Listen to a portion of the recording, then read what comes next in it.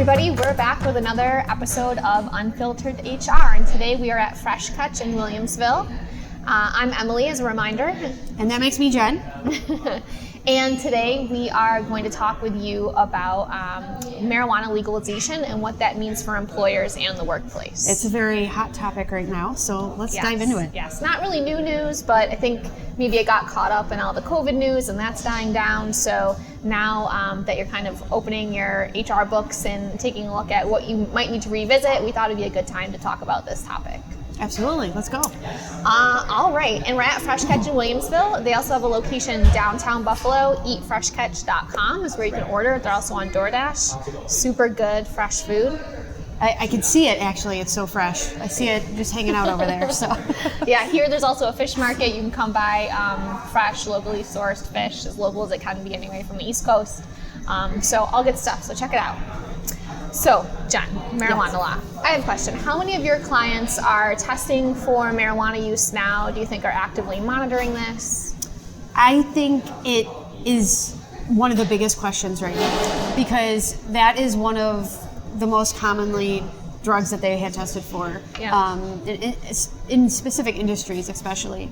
So I think something that we could also talk about is the industry, right? So government agencies, education, and then if you're handling heavy machinery, is this like across the board? Yeah. Where does this go? So it is confusing, and unfortunately, like a lot of things employment law related lately, this does kind of cause some more potential pitfalls and things for you as an employer as you try to navigate this and so many other things that have kind of entered the workplace world more than ever.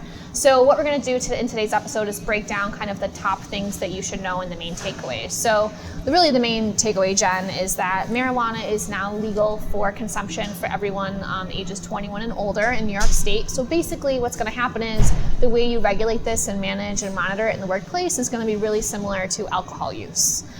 So basically what that means is you cannot discipline or take adverse action against employees or applicants for their legal use of marijuana, right? Which means kind of outside the workplace.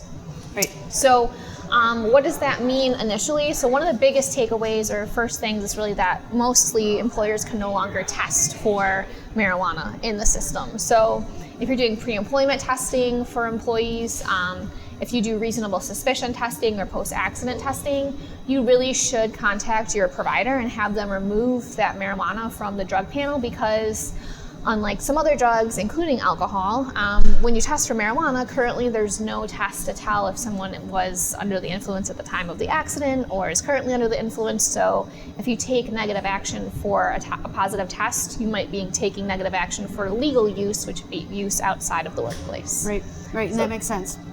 So I think that's probably the most common area that people will have to adjust, is removing that from your panel testing.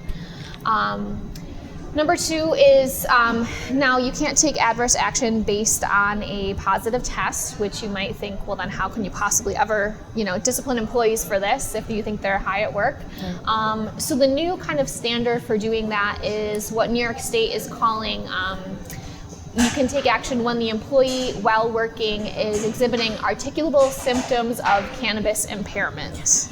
So, easy for you to say. Yeah, super fun legalese that employers and we get to interpret. So basically what that means is they are exhibiting symptoms in some way that is decreasing or lessening their ability to perform their job, which would be their essential duties of the job.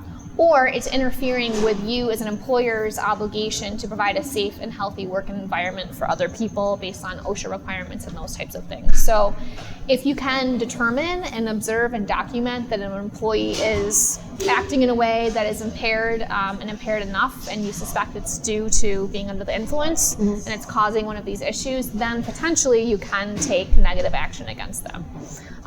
So I have a question. Can you make a rule that, just like alcohol, you're allowed to drink when you're not on the job, but you can't come to work intoxicated?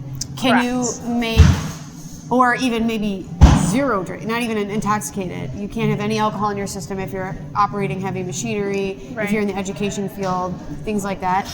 Can you have a baseline saying you cannot come to work within a certain amount of time of you consuming that? Is that a gray area?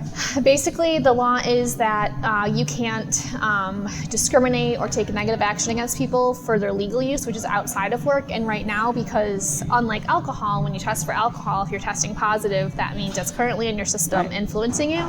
With marijuana, currently, there's no way to test for that, right? So you can have a policy that says you can't be high while at work, basically, or in even possession of marijuana on company premises, in cars, that kind of thing. But there's no way to test for that with certainty, right? And there's really no way of knowing that for certainty. So that's why this is creating quite a bit of difficulty for employers to try to go after, and probably in a lot of cases, employers won't take action in this area anymore. But if you have a real concern and you can document real signs of impairment that are affecting job duties or safety, then the recommendation really at this point is to reach out to a lawyer, an HR professional, to seek counsel on the best way to move forward that presents the least amount of risk for you, because the concern is if you fire someone for that reason, they can claim that it was, not valid, there was no proof, and now you really have to defend your decision, which is kind of like the theme in all the episodes we have, which is just protecting the decision making that you. I think business owners may start to get a little worried that, okay, they have our company cars or they're driving our company trucks, and at what point can I say, and how do I track that? But just as they would alcohol, you wouldn't really know until you know. But yeah, it'll be a little different of kind of honing in on whether you're high or not. Yeah, and then the other, in the guidance that New York State has released on the subject, one of the things they point out is that when you observe someone that might seem impaired in their job duties, you really need to be able to make sure and differentiate that that is not due to some sort of disability condition as well, because if it is, then obviously that would not be a valid reason to take negative action against someone. So they're already kind of preemptively pointing out that that could be an avenue that people go down that are being impaired, and just again something else to kind of throw in the mix of having to be careful of. So you really would have to determine with pretty, absence of reasonable doubt that the person is under the influence, and without testing, that's going to be really hard to do. Yeah, and would you have any suggestions of maybe even witnesses or documentation of witnesses of things like that, just to protect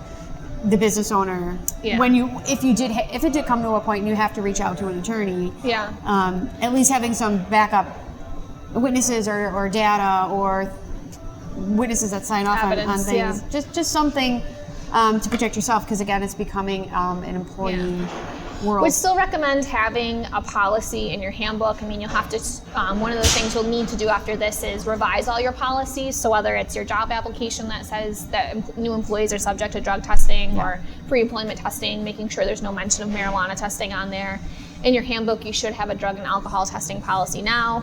It'll now really need to say, illegal drug, marijuana, and alcohol drug and policy, a drug and alcohol policy for your handbook, because the marijuana part needs to be really taken out and addressed separately, kind of like alcohol at this point.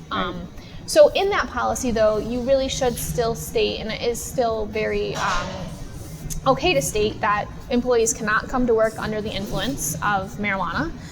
They cannot be using marijuana during any work time, which would include breaks, Jen. So that is still considered work time. And of course, if you're, consuming on your break, you're probably not going to be okay after your break to go perform your job. But also that they can't be in possession, again, of the substance anywhere on company property during company time. And that does include company cars that they may be driving around, the parking lot, that kind of thing. So, like you said, if you have a situation where you observe an employee smoking and you can prove somehow based on smell and other things that you can document, and then document that they're impaired afterward, that could be enough proof to take action, right? The smell of marijuana alone on an individual, New York State's made it very clear that that is not evidence enough that someone is under the influence, so just be careful with that. But of course, if you have cameras or something like that, and you can show that someone was smoking, then potentially that's an area to go ahead. But it is going to be really tricky. No, I don't know what that smells like, but I'm sure it has a distinct kind of odor, like skunks, I hear, something like that. So a takeaway, make sure you update your policies, make sure you update your pre-employment, your post-accident, your, those other policies that you have. And then, as you mentioned, Jen, kind of a final takeaway, there are some exceptions to this. In general, it applies to most employers, but if you have employees that drive commercial vehicles, like a lot of DOT-regulated employers or positions, that is still perfectly acceptable to have a policy with. Employees under 21 years old, they still cannot be using it all, and they're kind of a higher standard because it's illegal for them to use it even when they're not at work. And then in some like federal contractor situations and things, there may be exceptions, but if you are in one of those categories, I would seek counsel. If you currently have this policy in place and plan to continue to do testing, I would make sure you check with someone about that. Okay, so there may be some industry that you would have to check with that you can test for it, even though, again, in certain instances, okay, it could have a certain amount of time. And there's different tests to have too, right? Like a 30-day and a... It depends. Mostly it's urine and hair follicle testing, and in each of those, supposedly it stays in your system a certain amount of time. Okay. But yeah. So really the takeaway here is proceed with great caution. If you haven't revised your practices and policies around this, you really, really need to do it now. Really, if your policies are not compliant at the moment, that's okay as long as you're not taking action on those policies. So you really shouldn't be disciplining people or firing people if they test positive. You shouldn't be doing testing any longer, but get those policies up to date as soon as you can, because I'm sure this is something that, now that we're out of the COVID era, and for most reasons, these other things will start to pop up and become more important, and more claims will be in these areas. Yeah, and I think, out of all the different topics and the videos we have, I feel like this one is going to render a lot of questions. So please don't hesitate to reach out to Emily or myself directly. You'll have our contact information on this, or you could email unfilteredhr@completepayroll.com. Please reach out with those specific questions, because that's what we're here for, and this is what, and someone like Emily is learning the process as New York State is rolling it out too. Sure. So she's doing all the research and the reading and maybe able to answer some questions. And guidance will continue to evolve for sure on this subject. Absolutely. As it becomes more real world. But like everything, you're giving you a little taste and tidbit here of what you need to know, and the fact that this should be a red flag for you. So make sure you take these action items away and modify the policies in your business. Well, I think that wraps up our marijuana seminar here. So don't forget to come down to Fresh Catch too for lunch, dinner, whatever it might be. After right, in case you're hungry after certain activities. Yeah, like anything. Well, thank you so much for taking the time to watch, and like we said, please reach out to us with any questions, and we'll hop into the next video soon. See you next time. Thank you.